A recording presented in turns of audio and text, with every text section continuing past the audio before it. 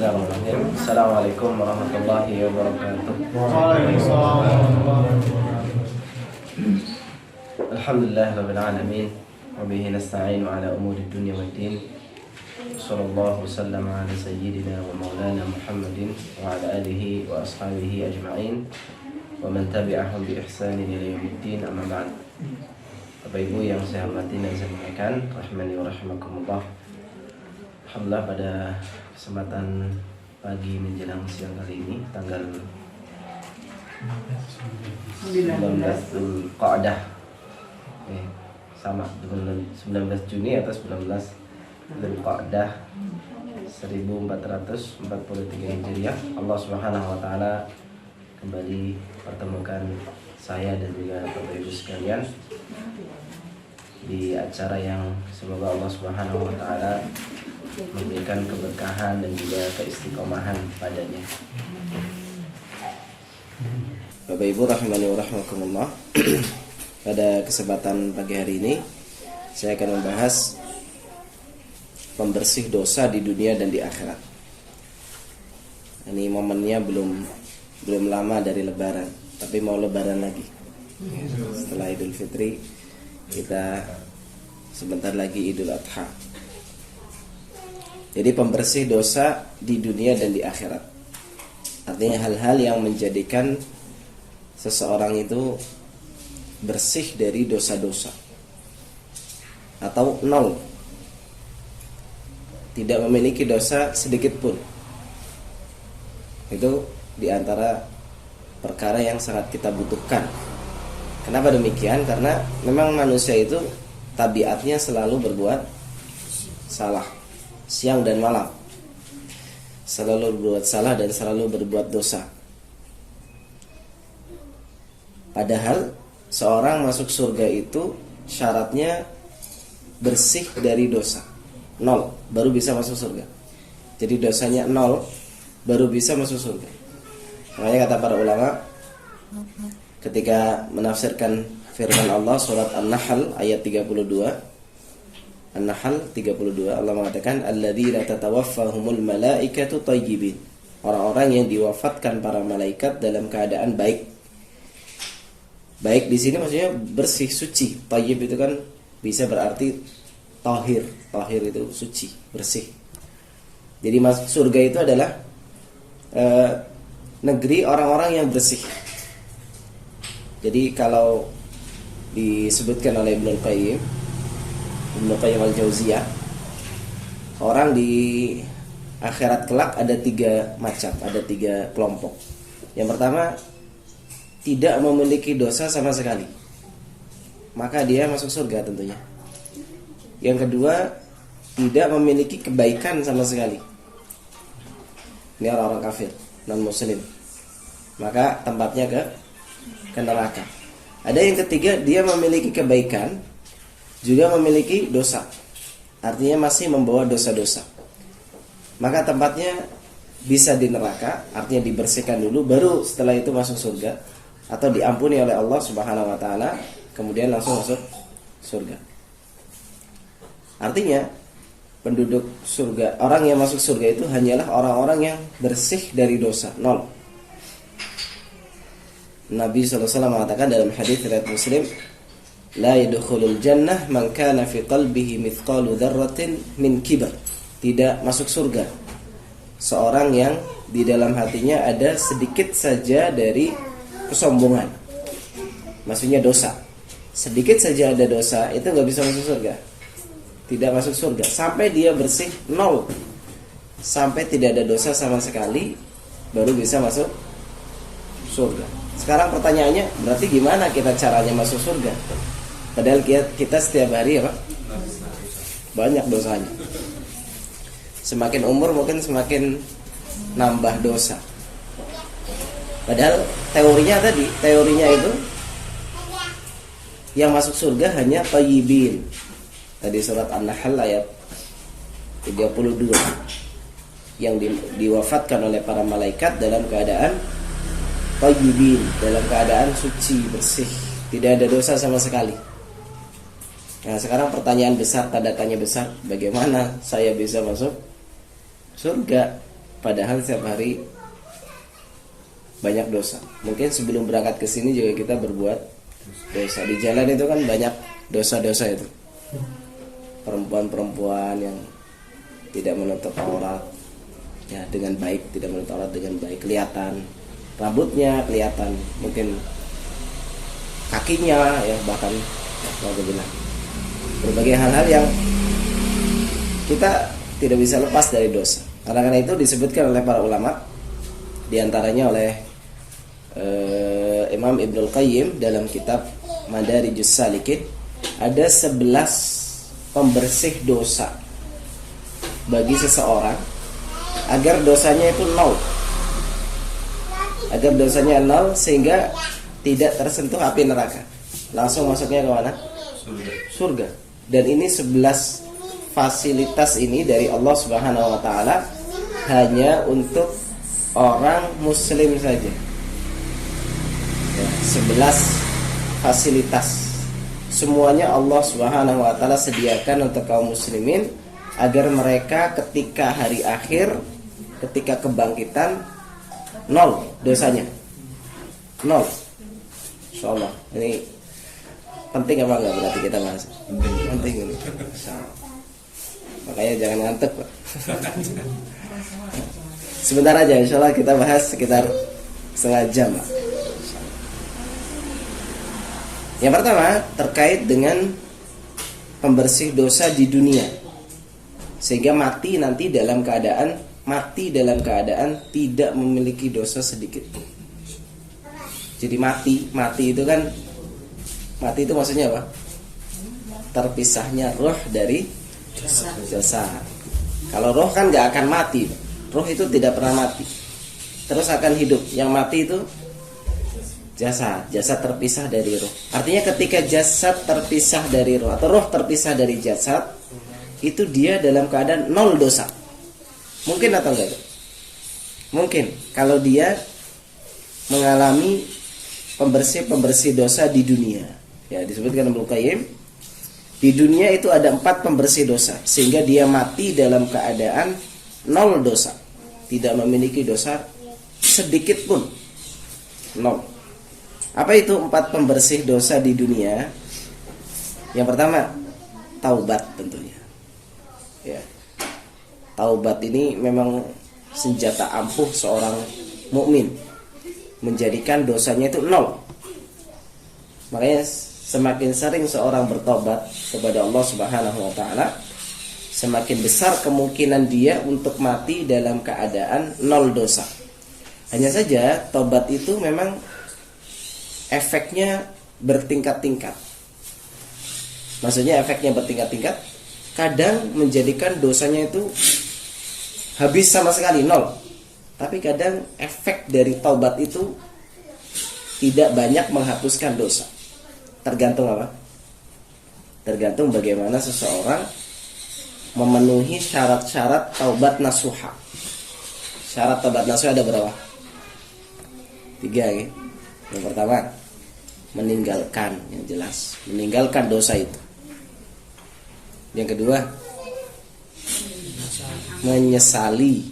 Menyesali artinya ketika dia ingat dosa itu sedih, bukan malah bangga. Ya, sebagian orang itu, ya dulu saya, masa SMA itu bandel, makan gorengan 5 bayar 3, tapi senang, bangga, ketawa. Nah, ini bukan tobat nasuha itu, kayak gitu. Karena dia nggak menyesal. Harusnya kalau ingat astagfirullah, sedih gitu, ingat dosa itu sedih. Itu tanda tobat nasuha. Yang ketiga apa? Berazam untuk tidak kembali lagi ke situ. Kalau ini hubungannya dengan dosa kepada Allah. Tapi kalau hubungannya dosa kepada manusia, tadi gorengannya kurang 2 itu belum bayar, itu harus dikembalikan. 2 dulu ya, 2 dulu gorengan 500-an, berarti 1000. Padahal pedagangnya sudah wafat mungkin, karena SMA zaman dulu lama. Itu kalau semakin terpenuhi 4 syarat tobat ini, maka semakin besar efek menghapuskan dosanya. Bahkan bisa menjadi apa? Dosanya nol, bleng, habis nol. Langsung zong lagi dosanya. Nol, Masya Allah. Ya tergantung bagaimana kita merealisasikan taubat itu. Ya ayyuhalladzina amanu tubu ilallah taubatan nasuha. Bertobatlah kepada Allah taubat yang nasuha. Nasuh itu artinya murni. Jadi orang Arab ngomong nasuhtul asal, saya pisahkan madu dari apa namanya? Sarangnya itu. Madu kan diperes dulu tuh sampai bersih, tidak ada sarangnya, itu namanya nasuha dalam bahasa Arab. Jadi nasuha itu berarti taubatnya itu taubat yang murni, bersih, tidak ada kotoran-kotorannya. Seperti kita memeras madu sampai madunya itu murni, tidak ada apa namanya tadi, sarangnya, bersih sih, itu baru efeknya luar biasa besar. Maka semakin tidak terpenuhinya syarat-syarat taubat ini tadi, maka semakin rendah efeknya. Ya, semakin rendah efek. Apalagi seorang yang tadi dia tidak menyesali, artinya kurang dalam menyesali perbuatan taubatnya, kemudian juga kurang kuat azamnya. Ya, azam itu kan aslinya apa? Tekad yang kuat namanya azam. Kalau tekad nggak kuat namanya irodah, keinginan saja. Ingin sama tekad itu kan beda, Pak ya. Jadi orang ada, saya ingin haji, ya semua orang ingin haji. Tapi ada orang yang bertekad nabung setiap hari atau setiap bulan. Ada orang yang ingin, ada orang yang bertekad. Kalau tekad itu dia benar-benar sudah bulat, sudah nggak bisa dirubah lagi, itu sudah. Apapun rintangannya dia akan terus apa? Dia akan terus kejar tekad tersebut. Sama seperti kita tekad untuk tidak kembali ke dosa itu, taubat nasuha itu, ya. Maka pintu-pintu menuju hal tersebut ditutup. Ya, pintu-pintu menuju hal yang menjadikan kita terjatuh dosa itu ditutup. Nah, itu efeknya besar. Efeknya menjadikan seorang dihapuskan seluruh dosa-dosanya. Ya, maka tergantung kadar kita dalam taubat, tergantung itu pula apa? Efek dari penghapusan dosa-dosa. Ini yang pertama, Bapak Ibu sekalian, rahimani wa rahimakumullah. Yang kedua, pembersih dosa di dunia adalah istighfar. Nah, ini istighfar, jelas. Ya, istighfar ini juga menghapuskan dosa-dosa di dunia. Dalam hadis riwayat Tirmidzi dan beliau menghasankan, Allah Subhanahu wa taala berfirman, hadis qudsi, "Ya ibna Adam, law balagat dhunubuka 'anana as-sama' thumma astaghfartani ghafartu laka wa la ubali." Wahai anak Adam, kalau dosamu mencapai setinggi langit, ya. Jadi dari bumi sampai langit. Kemudian engkau beristighfar kepadaku, niscaya aku akan ampuni dosa-dosamu itu. Aku ampuni dosa-dosamu itu dan aku tidak peduli seberapa banyaknya. Syaratnya cuma apa? Istighfar. Sama, istighfar itu juga ada dua macam. Ada istighfar hanya di bibir saja, ya, hanya di lisan saja. Ada istighfar yang di lisan disertai dengan perbuatan. Nah, ini disebutkan oleh Ibnu Rajab.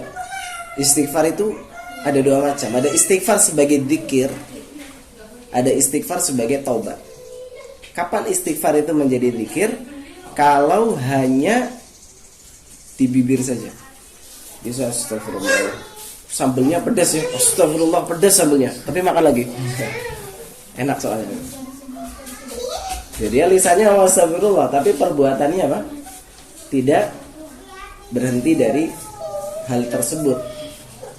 Sama seperti orang terjatuh kepada dosa, astagfirullah, astagfirullahnya terus. Cuma dosanya juga terus, tidak berhenti dari apa yang dia lakukan dari perbuatan dosa. Maka itu akan menjadi hanya sekedar dzikir. Dapat pahala itu. Cuma untuk menghapuskan dosa tergantung apakah dia buktikan dengan berhenti dari perbuatan tersebut atau tidak, dari dosa-dosa. Ya. Makanya istighfar yang menjadi penghapus dosa adalah yang kedua, tipe yang kedua tadi. Istighfar dibarengi dengan apa? berhenti dari perbuatan, berhenti dari dosa. Ya, kayak Rasulullah SAW dahulu di antara petunjuk beliau, tidaklah beliau duduk di suatu majelis kecuali beristighfar berapa? 70 sampai 100 kali. Maksudnya banyak gitu. Orang Arab tuh biasa ngomong banyak itu 70. Makanya Allah mengatakan istaghfir lahum aw la tastaghfir lahum in tastaghfir lahum 70 marratan falan yaghfirallahu lahum. Ya Allah di dalam surat At-Taubah Allah mengatakan kamu mintakan ampun untuk orang-orang musyrik atau tidak mintakan ampun, meskipun kamu mintakan ampun 70 kali itu nggak akan diampuni oleh Allah. Maksudnya 70 kali di sini apa?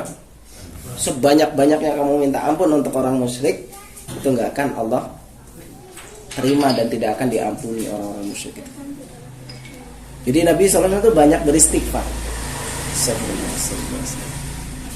Jadi dalam hadis yang lain Nabi mengatakan tuba liman wajada fi sahifatihi istighfaran katsiran. Beruntung orang yang di lembaran catatan amalnya itu pada hari kiamat dia dapati istighfar yang banyak. Beruntung itu orang seperti itu. Istighfar yang banyak. Ini terkhusus istighfar, Pak. Kenapa terkhusus istighfar? Karena tadi kita itu banyak apanya? Dosanya. Dan yang menghapuskan dosa yang gampang itu apa, Is? Istighfar. Subhanallah, alhamdulillah, Allahu akbar tuh kalimat-kalimat bagus. La ilaha illallah, la haula wala quwata illa billah. Tapi fungsinya bukan untuk apa? Maksudnya yang menghapuskan dosa istighfar. Astagfirullah. Astagfirullah, astagfirullah. Beruntung orang yang mendapatkan di catatan amalnya pada hari kiamat istighfar yang banyak, itu beruntung orang seperti itu. Artinya dimudahkan di dunia apa?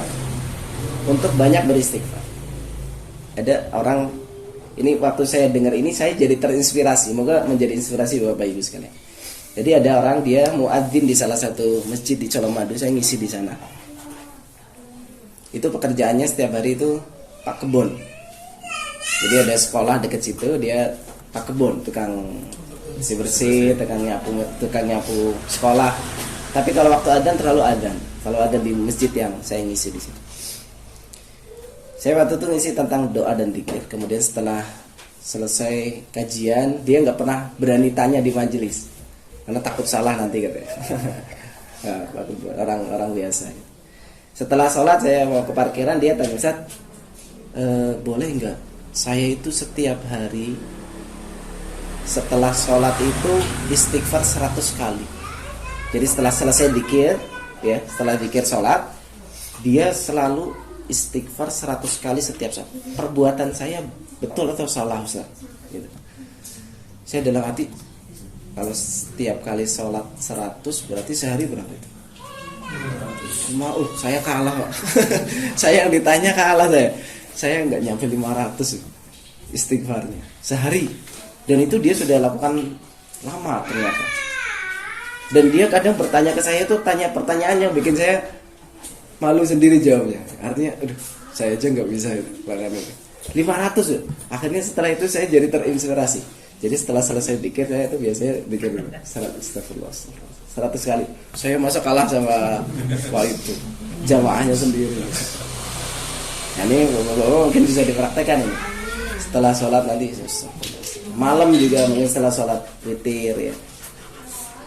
Itu 500 sehari itu kan luar biasa, Pak. Luar biasa itu kalau bisa istiqomah. Ditambah lagi kalau misalnya lampu merah. Ya lampu merah. Berapa detik tuh lampu merah biasanya? 15 detik itu kan berarti bisa 30 kali istighfar. Astagfirullah. Makanya apa yang sebenarnya yang menghalangi kita untuk istighfar? Kan enggak ada. Karena istighfar itu amalan lisan.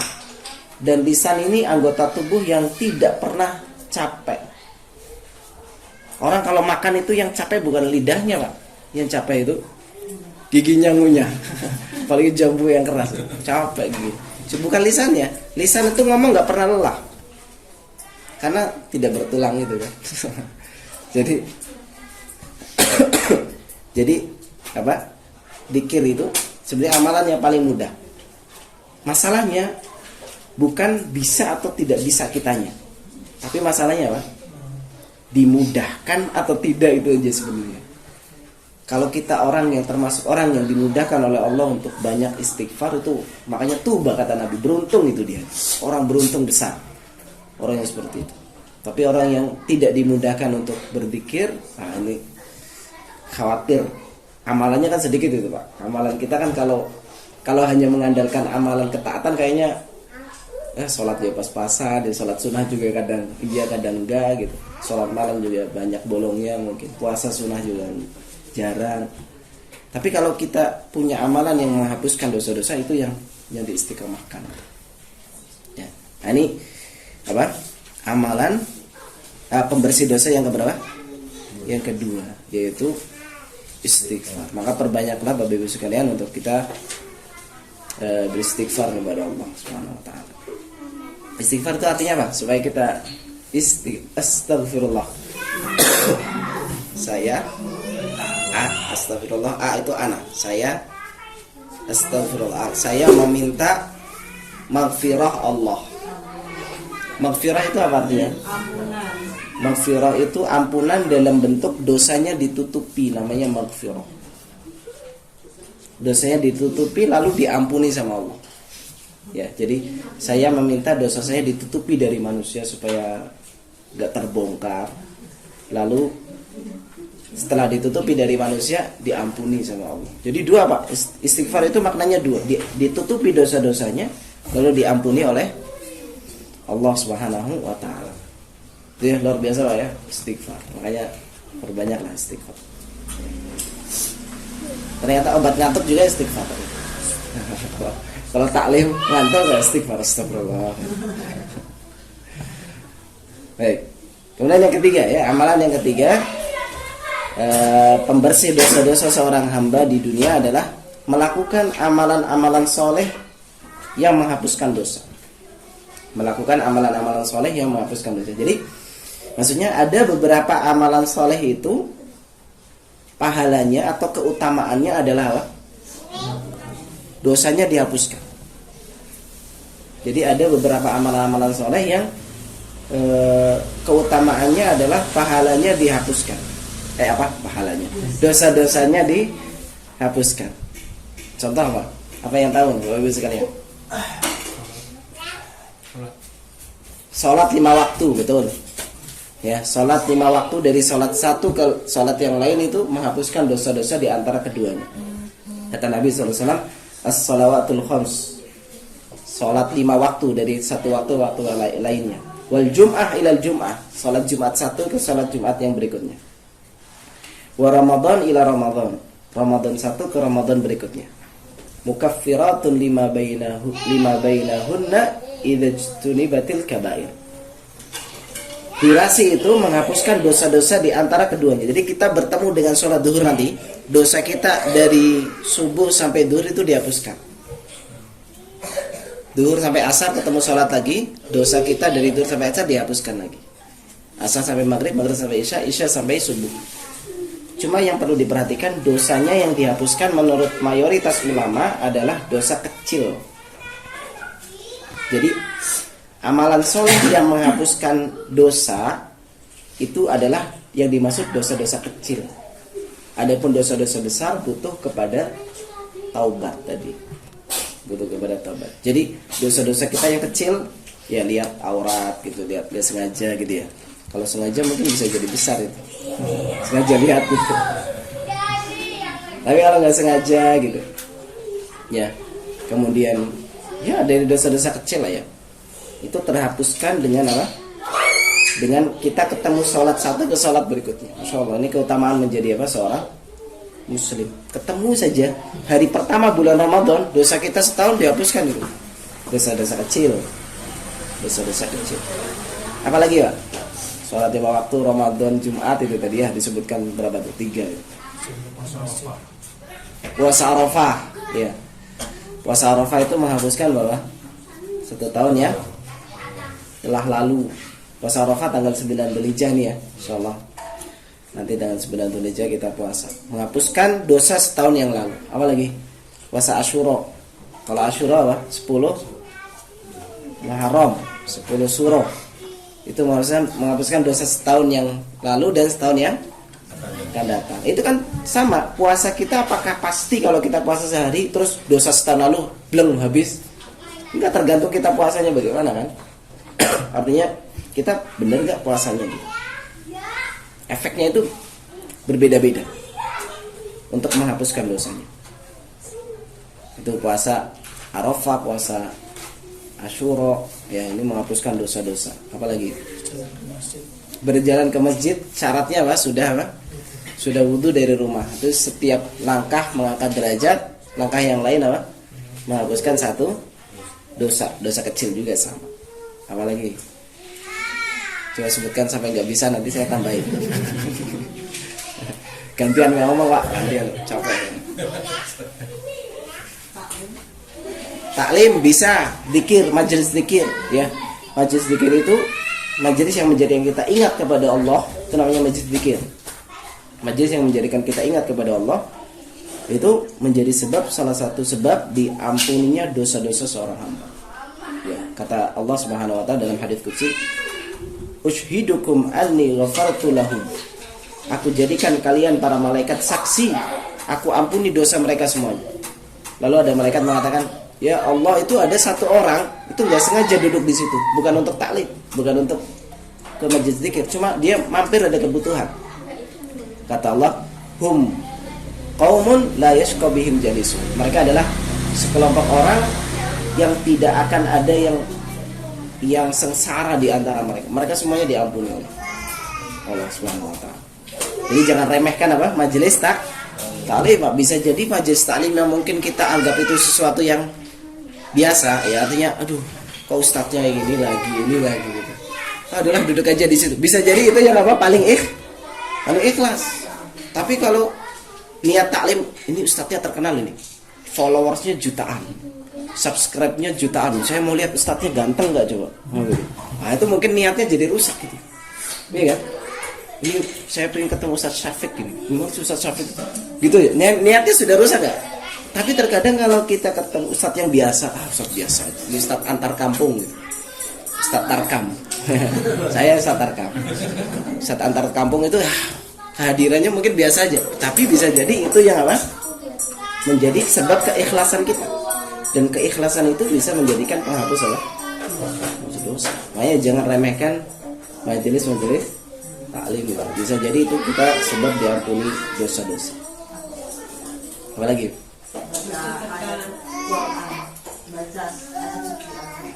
Baca Al-Quran itu dapat pahala, ya, dapat pahala. Sedekah betul. Sedekah itu tapi sedekah yang diam-diam. Ya, kata Nabi, shadaqatus sir tudfi'ul khati'ah kama yudfi'un narul hatab. Sedekah diam-diam itu memadamkan marah Allah, memadamkan kesalahan-kesalahan seperti air memadamkan api. Sedekah diam-diam, sedekah sir. Itu diantara penghapus dosa. Maksudnya diam itu sembunyi-sembunyi. Iya, sembunyi-sembunyi pokoknya. Ya, yang dia saja yang tahu. Ya, tentunya dia tahu ya, dia sedekah gitu.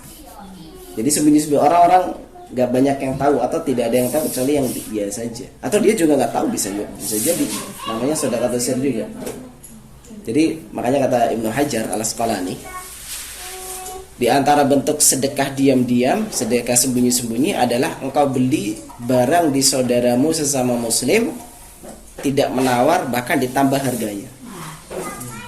Udah ambil aja lah, gitu. Jadi bukan justru kalau beli ke saudara jadi apa? Minta diskon, bonus, minta resepnya sekalian. Resepnya gimana itu? Nanti bikin sendiri di rumah. Enggak, dia lebihkan sudah. Gitu. Itu namanya sedekah tapi apa? Diam-diam. Kita dalam bentuk beli tapi ternyata niatnya apa? Sedekah. Itu juga termasuk sedekah diam-diam. Dan seterusnya lah, banyak amal-amalan amin bersama imam. Ya, idza ammanal imam fa aminu. Jika imam mengucapkan amin, ucapkan amin. Karena siapa yang aminnya menepati aminnya malaikat di masjid yang ikut sholat, maka diampuni dosa-dosanya yang telah lalu. Makan, setelah makan mengucapkan alhamdulillahilladzi at'amani hadza wa razaqanihi min ghairi haulin minni wala quwwah, itu juga diampuni dosa-dosanya yang telah lalu. Rabbana walakal hamdu, itu juga menjadi sebab diampuni dosa-dosa kalau bersama imam, bersama jamaah. Terus banyak sekali itu. Kayaknya pernah saya bahas di sini. Belum. Ada saya pernah menulis makalah terkait dengan amalan-amalan penghapus dosa yang telah lalu. Itu ada banyak hadis-hadisnya, cuma yang sahih itu sekitar belasan amalan saja.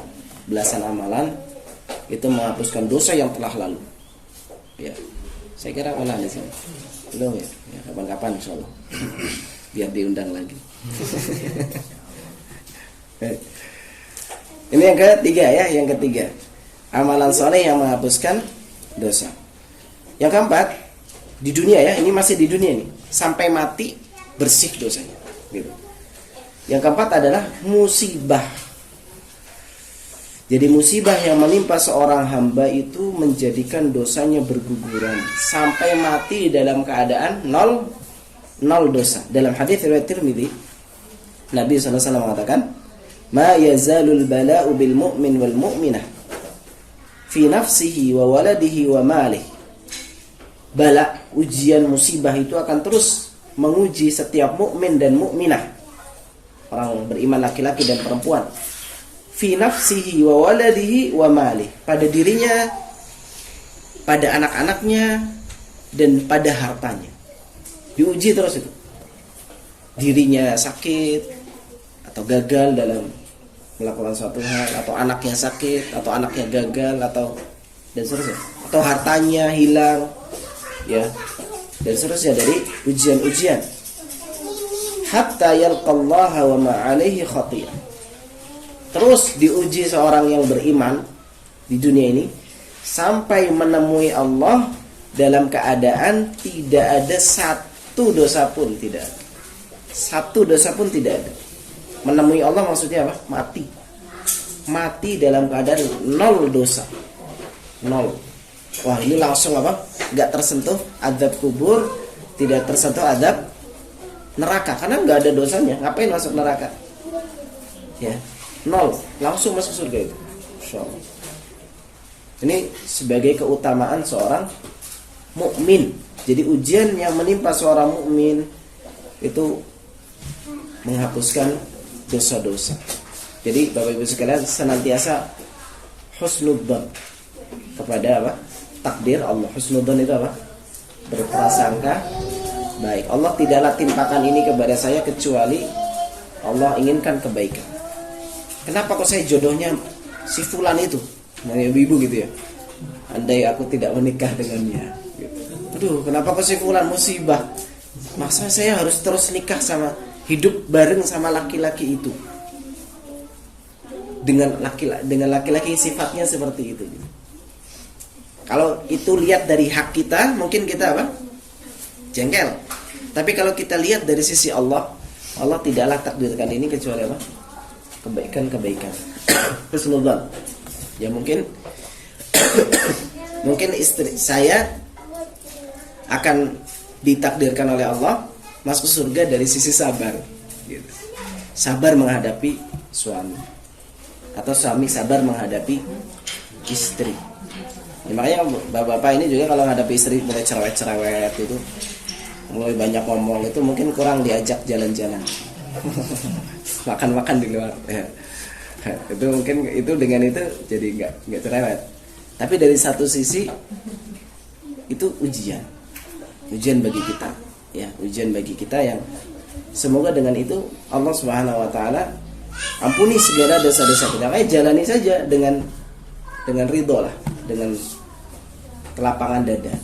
Kita jalani saja. Musim musibah ini kan biasa saja. Dunia itu ya memang tempatnya apa? Ujian-ujian yang banyak. Agar kita, intinya kan kita mati bersih dosa. Gak ada masalah kita sebentar di dunia kan. Dunia kan sebentar lah ya. Kita kan gak tahu mati kapan. Mungkin setelah ini kita mati, ya berarti setelah ini habis usia kita di dunia. Setelah itu dapat kenikmatan kalau kita sabar. Atau 7 hari lagi kita mati, atau setahun lagi, atau 2 tahun lagi. Ya tinggal sisa itu saja kita sabari sedikit. Gampang tak ngomongnya Pak? Ngomongnya gampang, prakteknya yang sulit. Butuh riyadhah. Riyadhah itu latihan terus. Ya, latihan untuk menerima dengan takdir Allah Subhanahu husnudzon kepada takdir Allah. Jadi ini empat pembersih dosa di dunia. Apa tadi yang pertama? Taubat. Yang kedua, istighfar. Yang ketiga, amalan soleh yang menghapuskan dosa. Yang keempat, musibah. Musibah itu menghapuskan dosa-dosa. Orang kalau lulus dalam ujian ini sehingga dia mati dalam keadaan nol dosa, alhamdulillah sudah beruntung dia. Itu yang Allah firmankan tadi surat apa? An-Nahl ayat 32. Alladzina tatawaffahumul malaikatu thayyibin, yang diwafatkan para malaikat dalam keadaan thayyibin, dalam keadaan bagus, suci, bersih dari dosa-dosa. Nah, sudah, kalau dia bersih dari dosa, ya nggak akan dapat adab kubur. Ya, insyaallah nggak dapat adab kubur. Kesulitan-kesulitan yang dia hadapi di kubur bukan untuk menghapuskan dosa, tapi untuk apa? Mengangkat derajatnya. Karena dosanya sudah nol kok. Luar biasa Pak ya. Jadi seorang mukmin itu luar biasa, beruntung. Kalaupun seorang sudah melewati 4 hal ini, tapi ternyata mati dalam keadaan masih ada dosa. Mungkin salah satu dari dua sebab. Dosanya terlalu banyak. Sehingga amalan-amalan ini gak cukup untuk membersihkan dosanya. Atau yang kedua, kemungkinan kedua, efek dari 4 pembersih dosa tadi di atas itu tidak terlalu kuat. Ya, sudah mengalami semua saya 4 hal ini, tapi bisa jadi efeknya itu tidak terlalu kuat sehingga mati masih membawa dosa.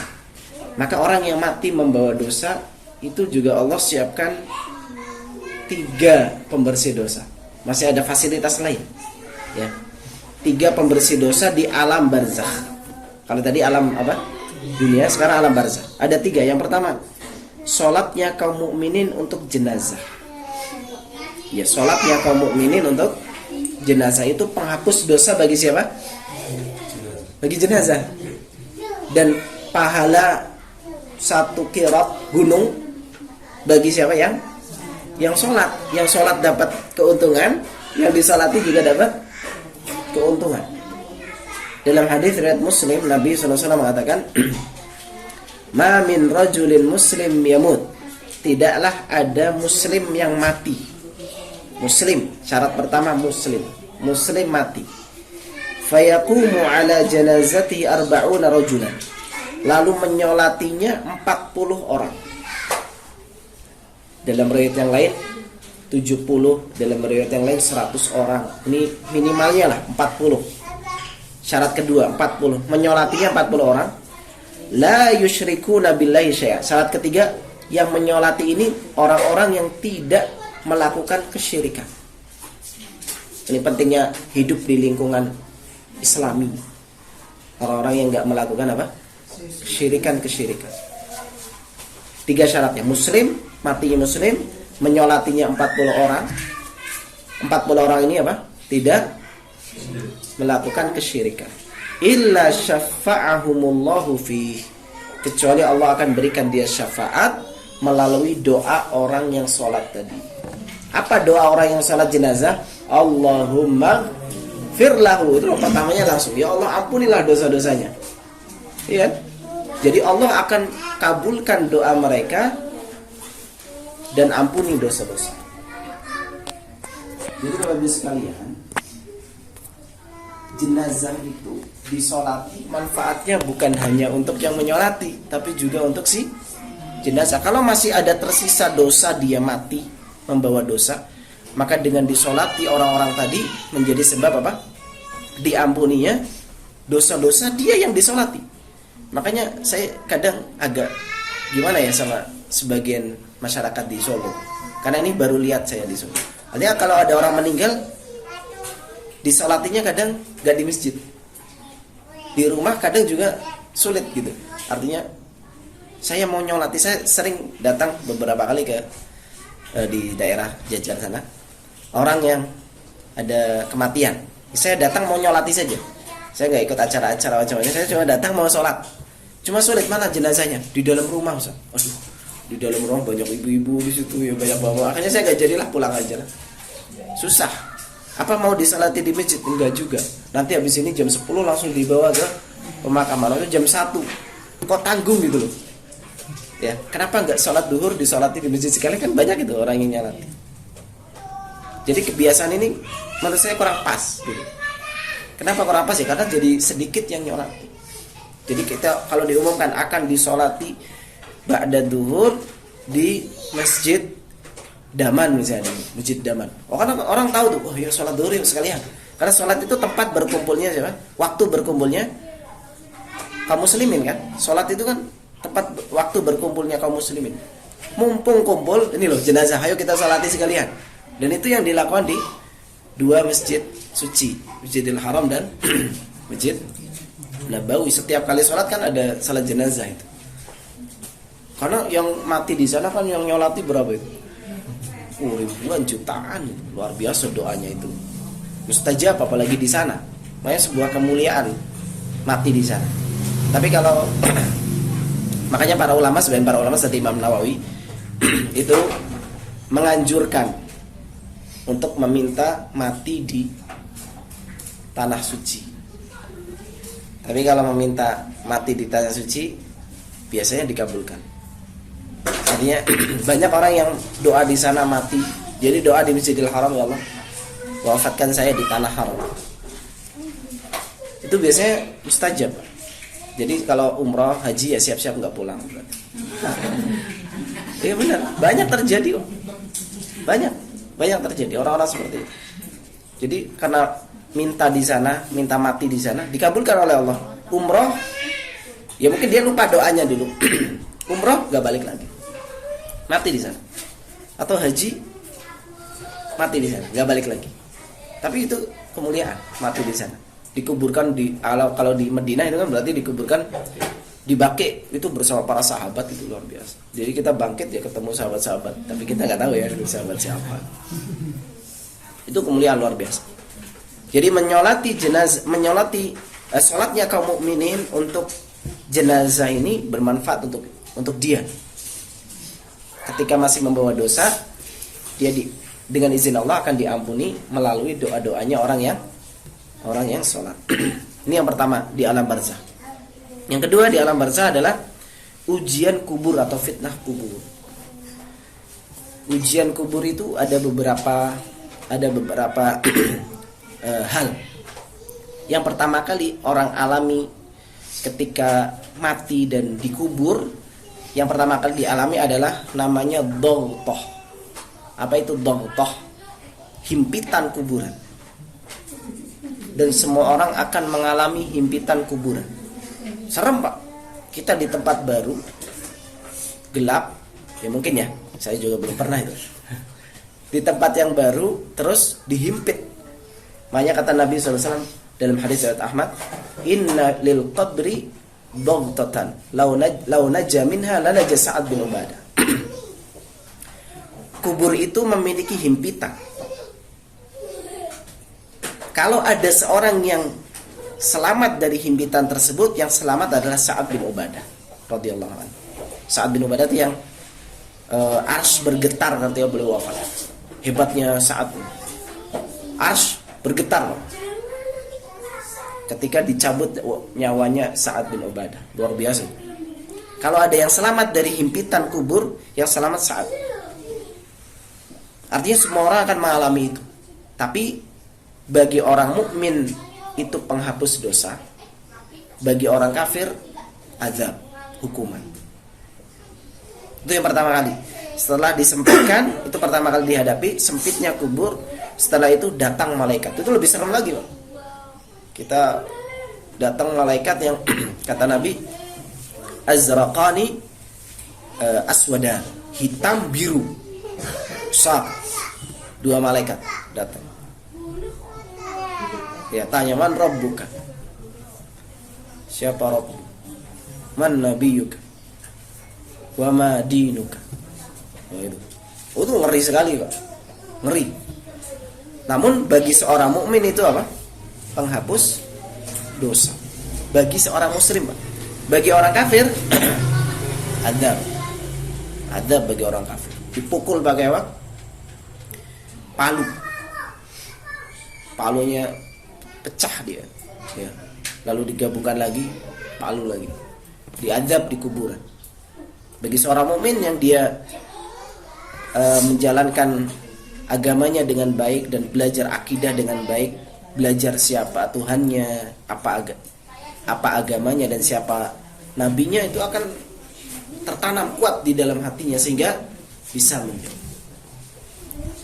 Ya, tapi ujian-ujian kubur itu menjadi apa? Penghapus dosa bagi seorang mukmin.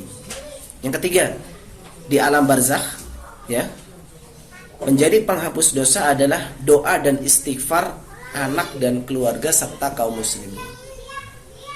Jadi doa dan istighfar. Kan ada anak-anak yang apa? Istighfar kepada bapak ibunya, dan itu menjadi sebab dihapuskannya dosa seseorang. Istighfar anak. Biasanya kan yang istighfar kan anak, istri, ya. Lalu kaum muslimin lasarum kalau dia orang yang hebat. Misalnya Imam Syafi'i itu kan wafat tahun berapa, Pak? 205 Hijriah. Sekarang 1400. Kita kalau ngomong Imam Syafi'i, kita mengatakan, kita doakan rahimahullah, semoga Allah rahmati dia, ampuni dosa-dosanya. Itu 1200 tahun Imam Syafi'i masih didoakan seluruh kaum muslimin di penuntut ilmu, ya, penuntut ilmu, santri-santri lah gitu. Itu masih mendoakan seluruh dunia. 1200 tahun loh, luar biasa. Masih didoakan, itu pahalanya luar biasa, ya. Derajatnya sangat tinggi. Jadi doa, istighfar anak-anak, istighfar orang kaum mukminin, keluarga, itu menjadi sebab diampuninya dosa seseorang. Makanya dikatakan ada kelak, di kata Nabi SAW, ada laki-laki di surga yang diangkat derajatnya tinggi di surga. Maka beliau tanya, apa? Anna lihada, kok bisa saya dapat seperti ini? Derajatnya tinggi di surga. Artinya bukan hanya dia terhapus dosanya, selain terhapus dosanya, tapi apa? Dia angkat derajatnya, naik terus gitu sampai tinggi, sampai dia sendiri nggak percaya kok saya bisa dapat seperti ini gitu. Mungkin bapaknya biasa-biasa aja di dunia amalan. Maka malaikat mengatakan apa? Bistighfari waladika laka. Ini karena sebab anakmu yang selalu istighfar, memintakan ampun untuk engkau. Rabbighfirli wa liwalidayya warhamhuma kama rabbayani shaghira. Insyaallah anak yang soleh itu setiap sholat pasti mendoakan siapa? Orang tuanya lah. Setiap sholat, ya. Atau yang di waktu-waktu mustajab itu selalu ingat orang tuanya. Bagaimana dia lupa jasanya besar orang tuanya, besar sekali terhadap dia. Di dalam doanya selalu disebutkan orang tuanya. Jadi kalau anaknya hidup 40 tahun setelah bapaknya wafat, berarti 40 tahun itu dikali 356 hari, dikali 5 kali waktu sholat, gitu kan. Berapa kali itu? Insyaallah bapaknya derajatnya tinggi. Ya, sebagai bentuk kita berbalas budi lah kepada orang tua kita. Ya, jadi ini diantara fasilitas bagaimana seorang itu diampuni dosanya. Sekarang kalau nggak punya anak bagaimana? Makanya ada anak asuh. Ya. Anak asuh itu artinya kita biayai dia hidupnya. Kalau santri gitu ya, santri kan banyak, Pak. Santri yang yatim gitu, santri yang fakir miskin gitu, ya banyak gitu.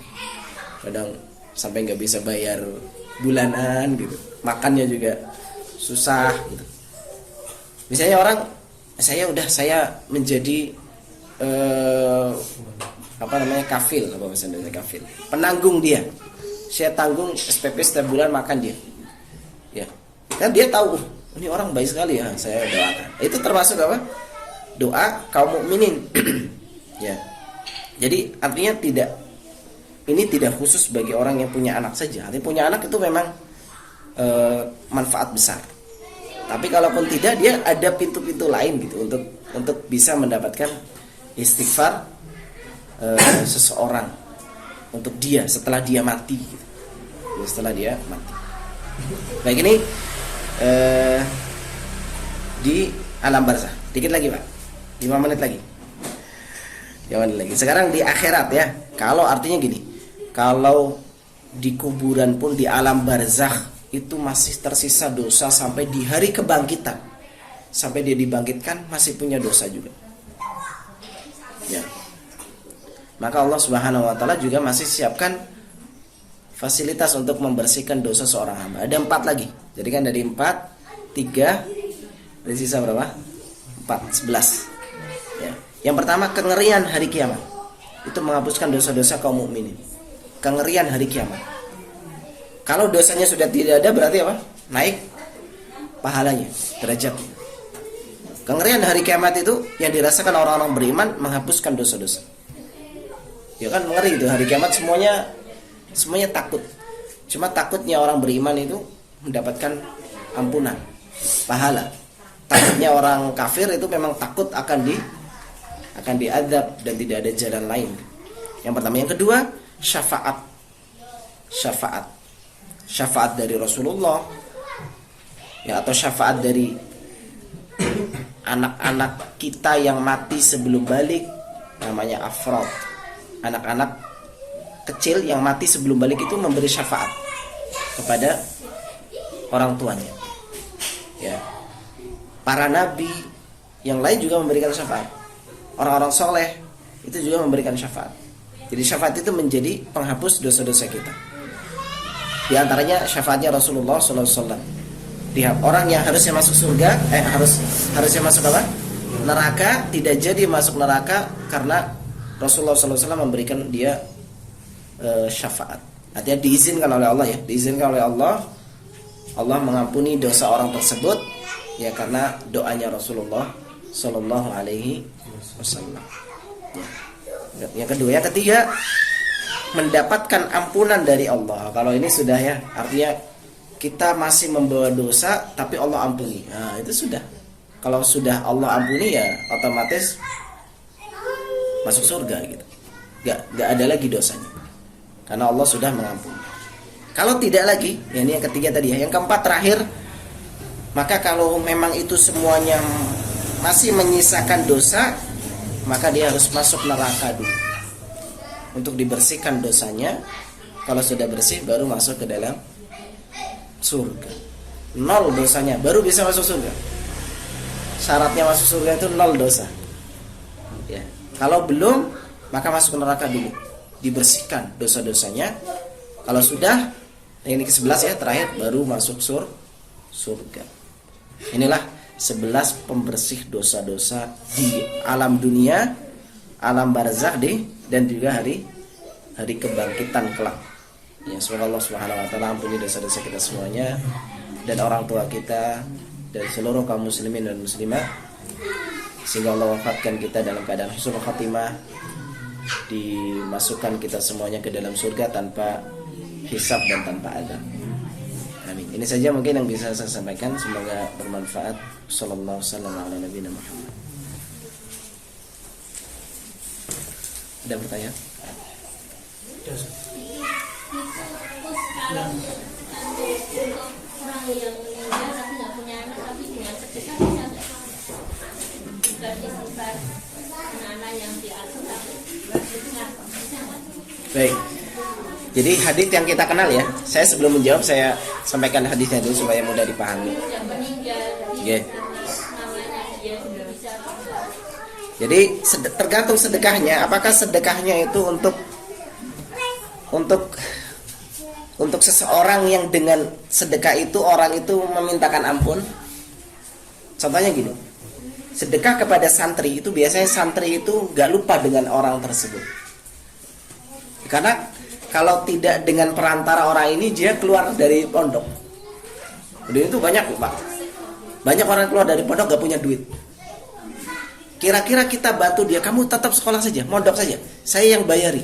Dia ini gak? Akan ingat terus gak? Akan ingat terus, apalagi sampai jadi guru. Insya Allah orang yang membiayai tadi, sedekah tadi, itu akan selalu didoakan dan bisa menjadi sebab diampuni dosanya orang tersebut. Bisa, tergantung kepada siapa kita sedekahnya gitu. Apakah orang yang dia akan terus beristighfar, mendoakan kepada orang yang telah berbuat baik kepadanya atau tidak? Tergantung kepada siapa kita bersedekah. Jadi ada ulama di Saudi, di Riyadh, namanya Syekh Sa'ad bin Atiq. Syekh Sa'ad bin Atiq itu orang anak yatim melarat, tapi pinter, anak kecil pinter di Saudi. Ketika jarang hadir di halaqah masjid, majelis taklim, ada orang kaya, kenapa si Sa'ad ini kok nggak pernah hadir lagi kajian? Oh, dia pergi ke sana, kota lain untuk kerja. Kata orang kaya ini, wah nggak boleh, dia itu orang anak pinter, suruh pulang, saya biayai dia sekolah, sampai dibiayai sampai jadi ulama besar, mufti Arab Saudi, Pak. Kira-kira orang kaya tadi yang nggak ketahuan namanya membiayai sekolah sampai jadi mufti, itu ulama besar, itu dapat pahalanya atau enggak? Dapat, hanya dengan kasih apa? Wah, makanya tergantung sedekahnya itu kepada siapa. Ya, makanya saya sarankan yaitu kepada santri-santri yang miskin, yang nggak punya uang tapi apa namanya, semangat belajar. Meskipun nggak terlalu pintar mungkin, karena keberkahan itu nggak selalu berhubungan dengan kecerdasan. Keberkahan itu lain. Ya, karena dia semangat, kita kasih jadi guru, buka pondok tahfidz, buka ini, dan masya Allah. Dan itu kesempatan besar ya, terbuka besar untuk hal tersebut. Ya. Itu sehubungan dengan sedang viralnya kematian Eril itu ya, katanya kan wangi sekali. Nah, yang jadi pertanyaan itu apa-apa saja yang menjadi tanda sahihnya meninggalnya seseorang itu, terus apakah yang contoh seperti itu termasuk tanda-tanda kesahihan. Kemudian yang kedua, tentang membaca surat Al-Kahfi di malam Jumat, itu hadisnya kan akan memberi cahaya antara dia sampai Baitul Atiq gitu ya Ustaz.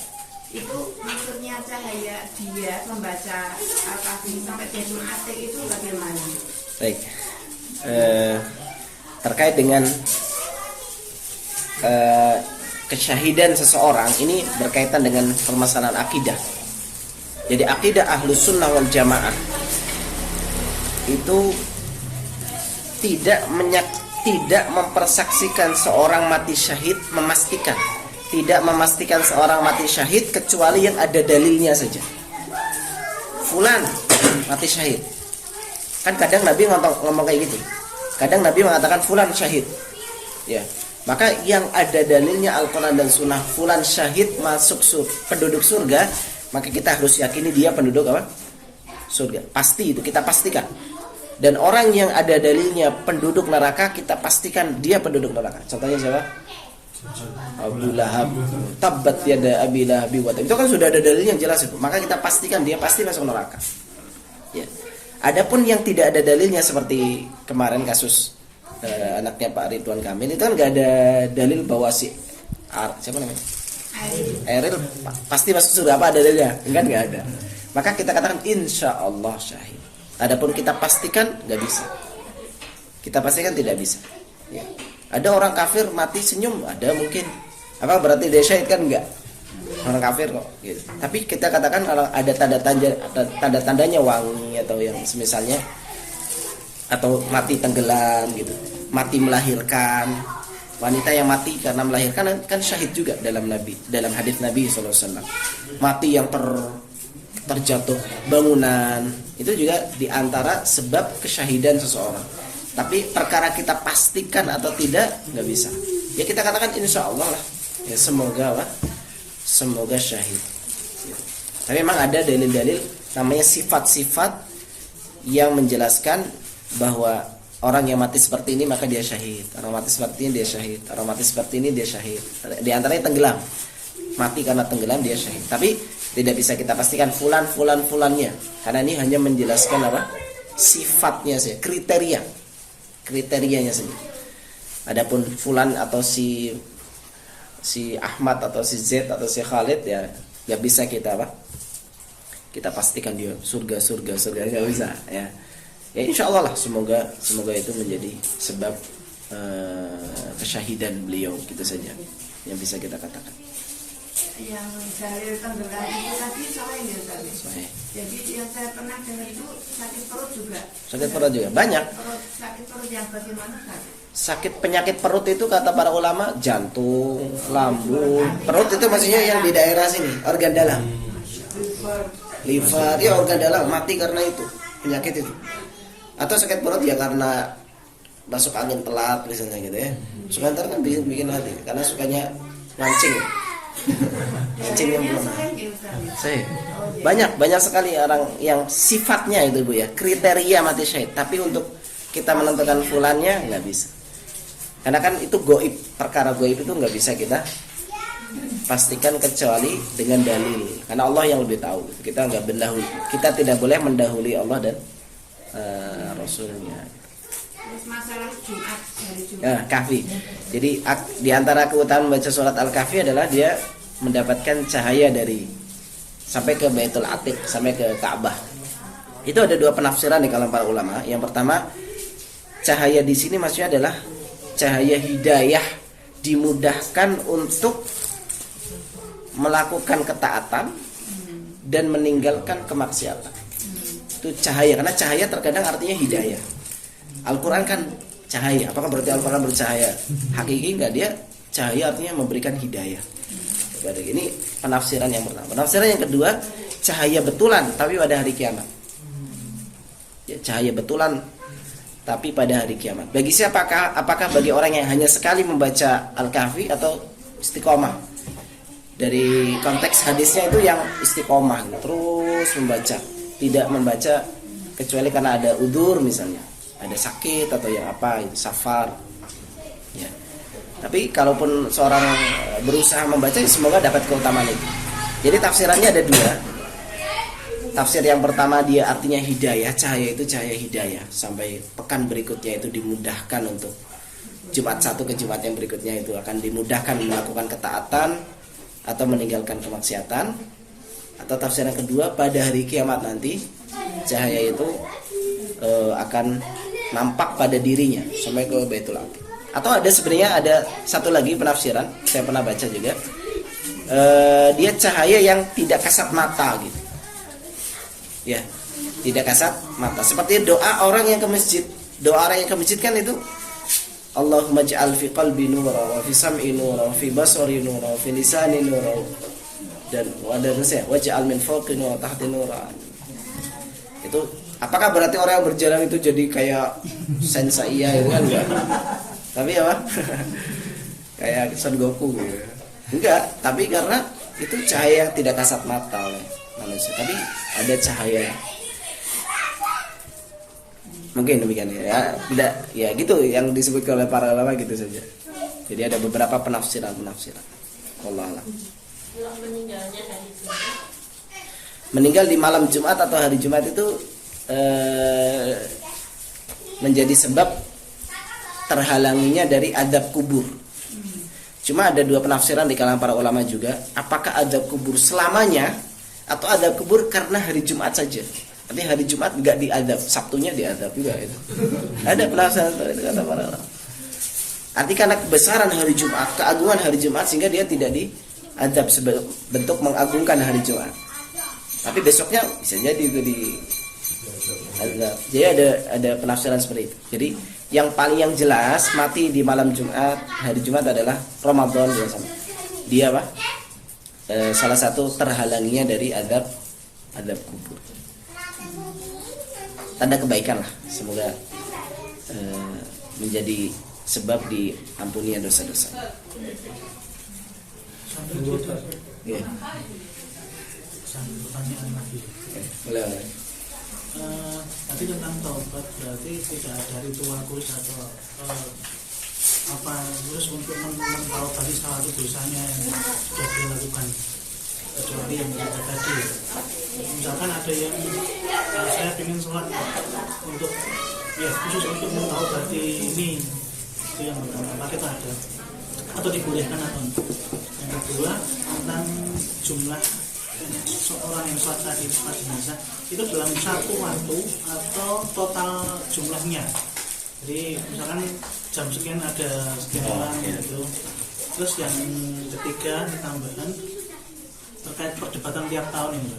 Tadi disebutkan juga masa Arafah. Nah itu nanti ikut yang wukuf atau ikut yang 9 Zulhijjah di sini. Nah itu tiap tahun mesti ada. Baik, terkait dengan taubat, artinya kita kan mungkin kesalahannya banyak. Coba dulu Pak, ya, apakah harus satu-satu taubatnya ataukah semuanya gitu? Dijelaskan oleh para ulama, lebih utamanya seorang ketika bertobat itu bertobat dari seluruh dosa. Makanya di antara lafaz taubat itu di dalam sholat kan, Allahumma, dalam sujud, Allahumma firli dhanbi diqqahu wa jillahu wa awwalahu wa akhirahu wa alaniyatahu wa sirrahu. Hafal nggak Pak? Doa, itu doa sujud Pak. Doa di dalam hadisnya dalam riwayat Muslim itu sering dibaca Nabi. Allahumma firli dhanbi diqqahu wa jillahu. Ya Allah, ampuni dosa-dosaku yang kecil atau yang besar. Diqqahu wa jillahu wa sirrahu wa alaniyatahu, yang tersembunyi atau yang nampak. Ya. Wa awwalahu wa akhirahu dulu. Allahumma fir dhanbi diqqahu wa jillahu wa awwalahu wa akhirahu, yang dulu ataupun yang nanti saya akan kerjakan. Wa sirrahu wa alaniyatahu, yang tersembunyi ataupun yang nampak. Jadi doa itu yang diajarkan Nabi, doa secara apa? Umum. Itu yang lebih utama. Tobatlah dari seluruh dosa yang dulu kita pernah kerjakan. Tapi kalau tentunya mungkin bagi sebagian orang ada dosa-dosa tertentu dia anggap besar sekali. Dia anggap besar dan tidak terlupakan sepanjang hidupnya bisa jadi. Ya maka itu perlu untuk senantiasa kita mintakan ampun kepada Allah Subhanahu wa taala. Tentunya ini wajar lah, manusia itu ada dosa besar yang artinya dia akan selalu ingat seumur hidupnya kesalahan besar gitu, yang pernah dia lakukan. Maka itu bisa menjadi penyemangat untuk dia senantiasa berdoa kepada Allah Subhanahu wa taala.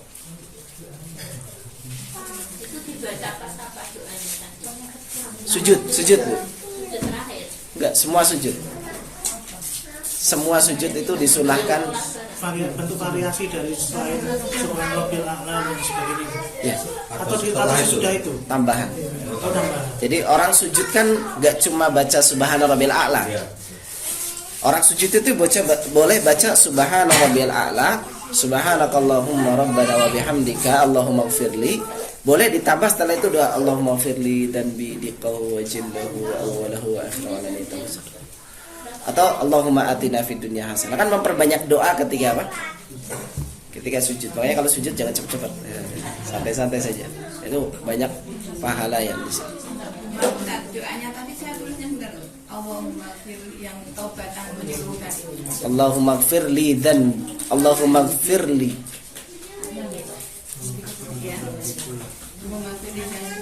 Allahumma ighfirli dhanbi kullahu. Ada riwayat Muslim. Ada cari di Diqqahu wa jillahu. Diq itu kecil, jil itu besar. Diqqahu wa jillahu. Apa lagi? Wa awwalahu wa akhirahu. Kalau enggak sujud lupa. Wa awwalahu wa akhirahu, yang dulu dan yang nanti akan. Wa sirrahu wa alaniyatahu. Sir itu sembunyi ya, hanya kita yang tahu dosa-dosa hati gitu. Wa alaniyatahu, dosa yang nampak. Ada nama tadi? yang kedua jumlahnya. Jumlah sholat apakah akumulasi atau setiap kali sholat? Akumulasi, alhamdulillah ya. Artinya boleh 40 itu boleh seorang sekali sholat atau berkali-kali sifan ya. boleh shift-shiftan. Dan itu yang biasanya terjadi kalau sholat di rumah, ya. Kalau jenazahnya di rumah kan nggak muat banyak, shift 1, shift 2, shift 3, gak ada masalah, itu diakumulasikan, ya. Bisa sekali kalau banyak, atau kalau shift-shiftan ya diakumulasikan. Ini yang 3, Arafah. Ini memang terkait permasalahan apakah kaum muslimin itu menggunakan satu matlak atau berbeda matlak. Matlak itu sudut penglihatan hilal. Kalau zaman dulu kaum muslimin itu bersatu kan, ya. Kaum muslimin itu kan seluruh dunia di satu khalifah, di bawah satu khalifah. Misalnya di Bani Abbasiyah, misalnya Ma'mun, Al-Ma'mun itu kan seluruh dunia yang negeri muslim mengikut kepada Khalifah Ma'mun. Kalau yang kayak gitu satu matlak, semuanya harus ikut. Cuma sekarang kan masalahnya negara kaum muslimin itu kan berbeda-beda gitu ya, berpisah-pisah. Makanya wallahu alam yang saya sendiri lebih condong itu berbeda matlak. Artinya setiap matlak itu boleh menentukan sesuai dengan hilalnya. Kalau Indonesia kan matlaknya sama Malaysia, Singapura, Brunei, Mabims itu ya, Mabims itu, Malaysia, Brunei, Indonesia, Singapura. Itu lagi apa? Ya itu ya, Manila, ya itulah negara-negara itu. Itu matlaknya satu, artinya biasanya sama, Malaysia, Indonesia, Brunei, Singapura itu puasanya sama, Arafahnya sama. Ya. Jadi sesuai dengan penentuan di setiap matlak.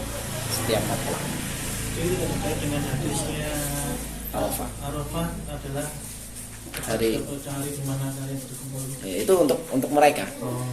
Untuk mereka, untuk yang di sana. Makanya itu kembali ke permasalahan apakah satu matlak atau beda matlak.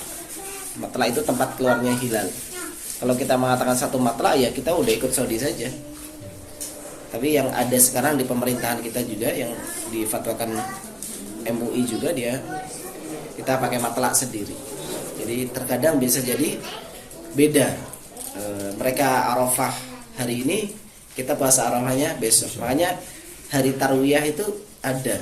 Artinya dianjurkan juga puasa 2 hari, 8 dan 9. Hari 8 ini kan Tarwiyah 8, 9. Tapi kalau kita dulu kayaknya enggak ya. Pernah enggak kita dulu? Karena mereka jamnya kan jarang.